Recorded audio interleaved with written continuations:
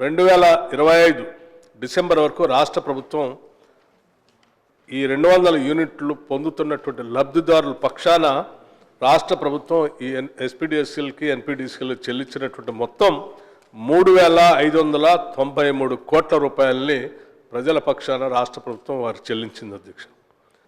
ఈ స్కీమ్ వల్ల రాష్ట్రంలో ఉన్నటువంటి దాదాపు 1,15,00,000 కుటుంబాలు ఉంటే 52,49,777 కుటుంబాలు పెద్ద ఎత్తున ఈ పథకం ద్వారా లబ్ధి పొందుతూ ఉన్నారు. దీంతో పాటు అగ్రికల్చర్ పంప్ సెట్స్ కూడా కడతా ఉన్నాం. మొత్తం అగ్రికల్చర్ పంప్ సెట్స్కి 13,499 కోట్ల రూపాయలు వ్యవసాయ పంప్ సెట్లకు కూడా మనం ఉచిత కరెంట్ ఇస్తూ ఈ రాష్ట్ర ప్రభుత్వం విద్యుత్ శాఖ ఖజానా నుంచి ప్రతి సంవత్సరం 13,499 కోట్ల రూపాయలు వాళ్ళకి చెల్లిస్తున్నాం అధ్యక్ష.